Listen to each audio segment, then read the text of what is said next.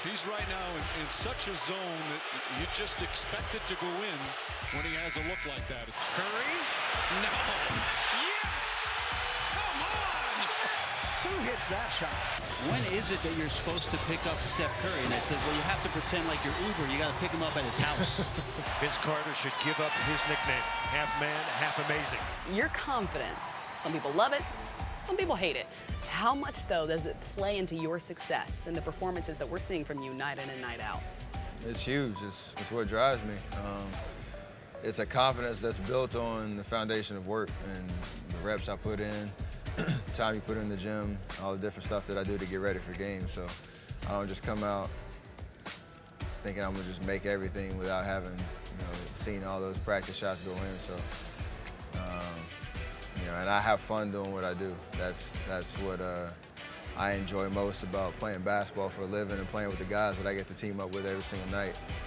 Is we enjoy what we do, we have fun doing it, we show it. And I think that's why we've been so successful and hopefully continue, so that won't change. Rebound taken by Iguodala. They do have a timeout. Decide not to use it. Curry, way downtown. Bang! Bang! Oh, what a shot from Curry! With 0.6 of a second remaining. Let's talk about the shot. Overtime at OKC, less than a second to go, and you looked like there was no doubt in your mind that that thing was going in. Talk me through those final seconds. I had confidence that it was going in, but you never know in that kind of moment. I obviously took the shot for a reason, thinking I would make it. It might seem crazy. Most people, I practiced that shot and obviously had it going pretty much the whole game. Thankfully, it went in and sealed the deal for our win, but I didn't know it was going in when it left my hand. It kind of was just, all right, get to your spot, rise up, see what happens. In that moment, does time itself seem to slow down for you? For sure. The more you're in those situations, the more you're under control and the more you're composed and able to kind of survey what's going on. And it doesn't seem like it's going, 1,000, miles a minute. Once I got the ball, I was just kind of in my own zone.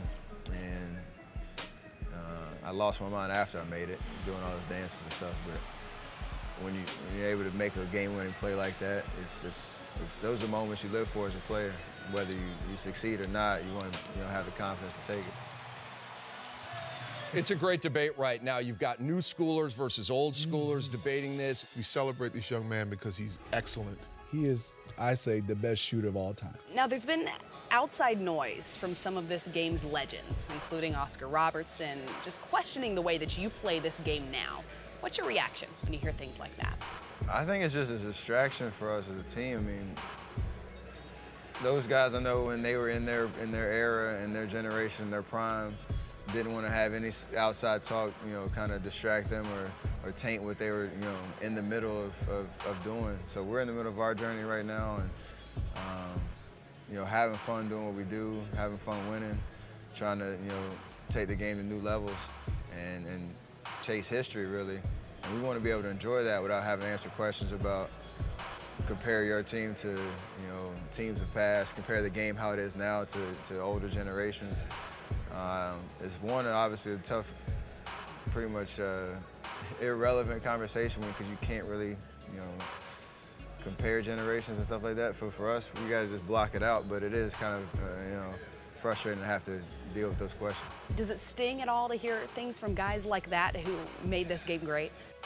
I mean, a little, just because, I respect every single one of those guys that have changed the game in their own rights and allowed us to do what we do today.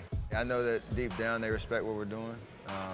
Hopefully, that continues. We talked a lot at the start of the season about the Bulls' 72-10 record, and of course we don't want to talk about it then. Is it something that you're ready to kind of focus on now?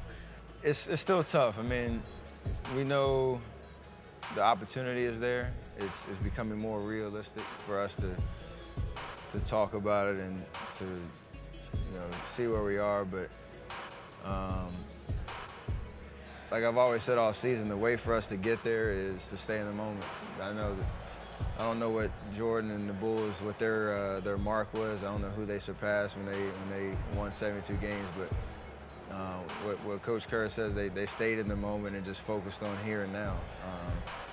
And they looked up at the end of the season, maybe in the last 2 or 3 games had a chance to, you know, keep pushing that record. So we have to follow that kind of you know, game plan. Not fast forward to April. It's going to come. It's going to happen. But stay in the moment. Do what we do every single night. And if we have an opportunity down the stretch of the last week or so of the season, go get it. Because who knows how many times we'll have an opportunity to be in this position.